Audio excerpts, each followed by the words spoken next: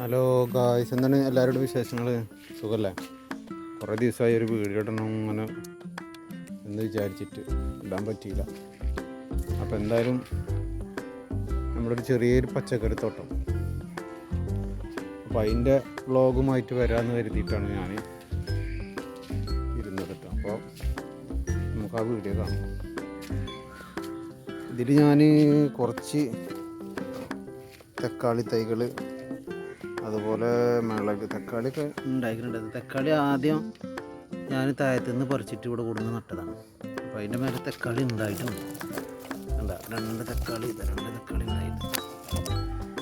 പിന്നെ ഇത് കയ്പ്പുണ്ട്. വെണ്ടൊക്കെ ഇപ്പോൾ ഞാൻ നട്ടിട്ടുള്ളൂ. വെണ്ട, മിളക്, പിന്നെ ഈ മുളകും തൈകളൊക്കെ താഴത്തു നിന്ന് പറിച്ച് കൊടുക്കുന്നത് കൂടെ നട്ടതാണ്.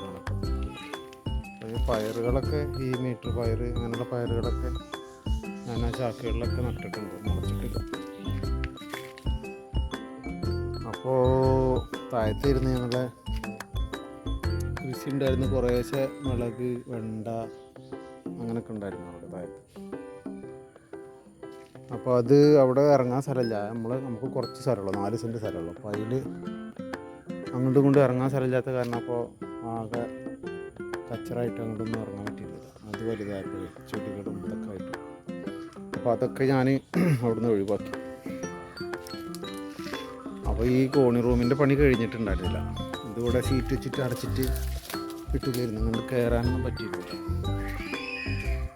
അപ്പോൾ അതിൻ്റെ പണിയൊക്കെ കഴിഞ്ഞപ്പോൾ ഉള്ള സ്ഥലത്ത് നമുക്ക് ചെറിയ തോതിലൊരു കൃഷി ചെയ്യാമല്ലോ എന്ന് വിചാരിച്ചിട്ട് തുടങ്ങിയതാണ്. എന്തായാലും ഒക്കെ വിജയിക്കട്ടെ. ഇത് കാണുമ്പോൾ നമുക്കൊരു രസമാണല്ലോ. ഇത് നമ്മൾ നട്ടുണ്ടാക്കിയ തൈകളിൽ നിന്ന് എന്തെങ്കിലുമൊക്കെ വിളവെടുക്കുമ്പോൾ നമുക്ക് ഒരു സന്തോഷം. അപ്പോൾ ആ ഒരു ലെവലിൽ അങ്ങനെ ചെയ്തതാണ്.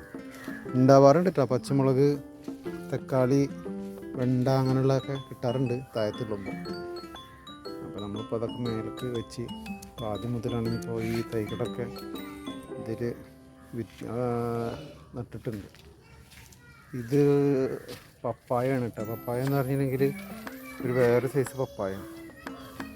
അത് ഞാൻ കുരു നട്ടുണ്ടായിരുന്നൊക്കെ മുളച്ചിരുന്നു.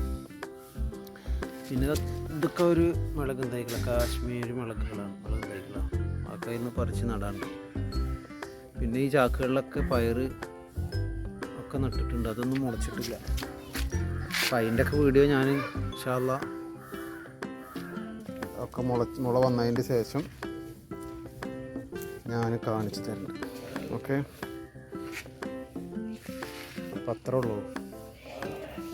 അപ്പോൾ എന്തായാലും എൻ്റെ വീഡിയോസ് എല്ലാവരും കാണുക, നമുക്ക് സപ്പോർട്ട് ചെയ്യുക, സബ്സ്ക്രൈബ് ചെയ്യുക, കമൻറ്റുകളൊക്കെ ഇടുക, ലൈക്ക് അടിക്കുക. ഓക്കെ, അപ്പോൾ വീണ്ടും വേറൊരു വീഡിയോയുമായി വരാം. എല്ലാവർക്കും ബായ്.